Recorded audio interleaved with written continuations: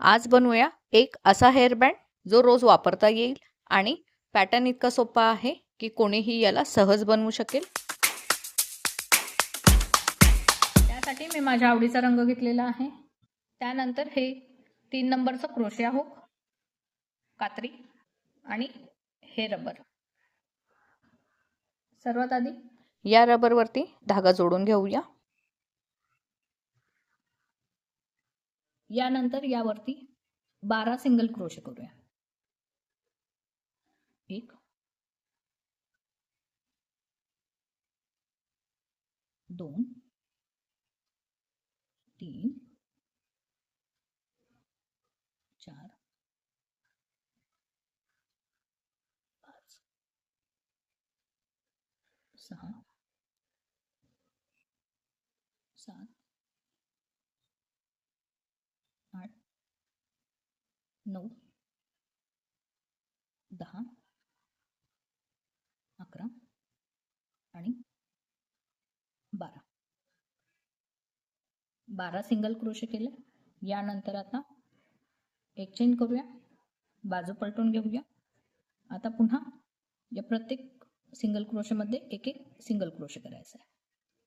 पुन्हा 1 2 3 4 ओळ पूर्ण करूया। ओळ पूर्ण केली। आता बाजू पलटून घेऊया आणि पहिल्या सिंगल क्रोशे मध्ये एक डबल क्रोशे करूया।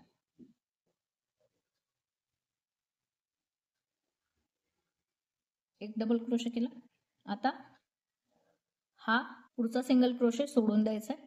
त्याच्या पुढच्या सिंगल क्रोशे मध्ये एक डबल क्रोशे करूया। यानंतर आता हा सोडलेल्या सिंगल क्रोशे मध्ये एक डबल क्रोशे करायचा आहे। इथे या मागच्या सिंगल क्रोशे मध्ये एक डबल क्रोशे करूया।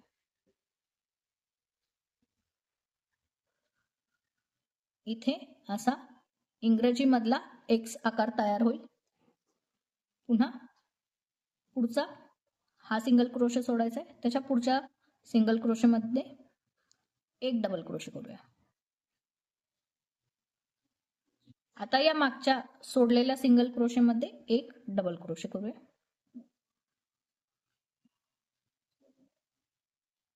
आता पुन्हा पुढचा सिंगल क्रोशे सोडून देऊया आणि त्याच्या पुढच्या सिंगल क्रोशे मध्ये एक डबल क्रोशे करूया। आता मागच्या सिंगल क्रोशे मध्ये डबल क्रोशे करायचा।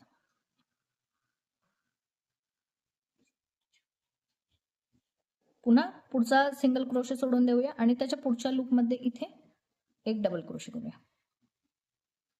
आता मागच्या सिंगल क्रोशे मध्ये एक डबल क्रोशे करूया। आता पुढचा सिंगल क्रोशे सोडून देऊया आणि त्याच्या पुढच्या लूप मध्ये इथे एक डबल क्रोशे करूया। यानंतर आता मागच्या सिंगल क्रोशे मध्ये एक डबल क्रोशे करूया। शेवटी इथे सिंगल क्रोशे राहिलेला आहे। आता या शेवटच्या लूप मध्ये एक डबल क्रोशे करूया।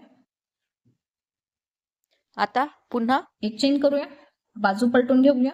आता या प्रत्येक लूप मध्ये एक एक सिंगल क्रोशे करायचा आहे। एक,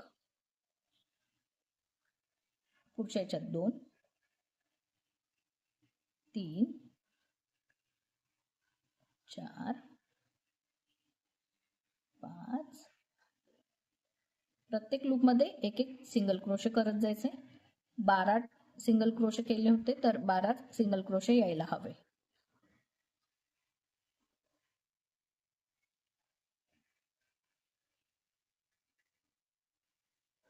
आणि हा 12। पुन्हा बाजू पलटून घेऊया। पुन्हा पहिल्या लूप मध्ये पहिला डबल क्रोशे करूया। पहिल्या लूप मध्ये पहिला डबल क्रोशे झालाय। आता हा पुढचा सिंगल क्रोशे सोडून द्यायचा आहे आणि या त्याच्या पुढच्या सिंगल क्रोशे मध्ये एक डबल क्रोशे करूया। आता पुन्हा मागच्या या सोडलेल्या चेनमध्ये एक डबल क्रोशे करूया.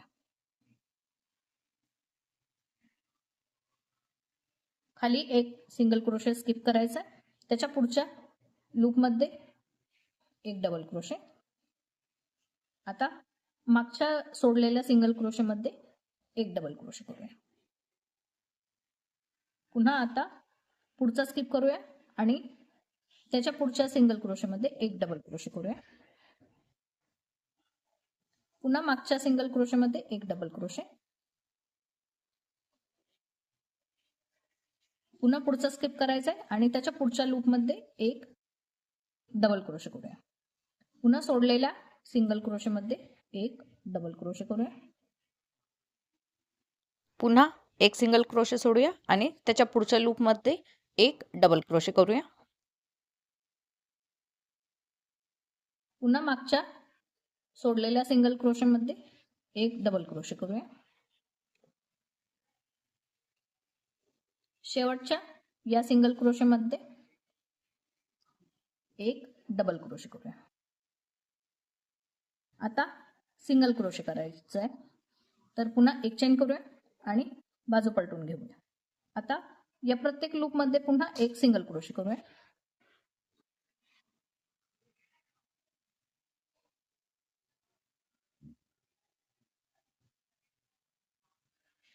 हाच 2 ओळींचा पॅटर्न आहे. आता सिंगल क्रोशेची लाईन करायची, त्यानंतर एक स्टिच करायचे, पुन्हा सिंगल क्रोशेची एक लाईन आणि पुन्हा एक स्टिच. याप्रमाणे आपल्याला हवा तेवढा बेल्ट इथे बनवून घेऊया. इथे मी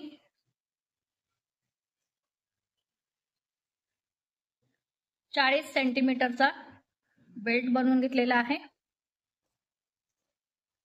शेवटी इथे सिंगल क्रोशेची लाईन केलेली आहे. आता यानंतर शेवटी इथे एक चेन करूया आणि बाजू पलटून घेऊया. आता दुसऱ्या टोकाला हा जोडून घ्यायचा आहे, तर पुन्हा सिंगल क्रोशे करून जोडायचा. प्रत्येक लूपमध्ये एक एक सिंगल क्रोशे करून ही ओळ पूर्ण करून घेऊया. इथे शेवटी एक चेन करूया आणि धागा कट करूया. शेवटी या दोन्ही धाग्यांना डार्निंग निडलने व्यवस्थित फिनिशिंग करून जोडून घेऊया. इथे हा असा सुंदर टेक्स्चर असलेला बेल्ट तयार झालेला आहे. व्हिडिओ आवडला असेल तर लाईक आणि शेअर करा आणि चॅनलला सबस्क्राईब करायला अजिबातच विसरू नका. पुन्हा भेटूया एका नवीन व्हिडिओमध्ये. काहीतरी नवीन शिकूया. तोपर्यंत हॅपी क्रोशेटिंग.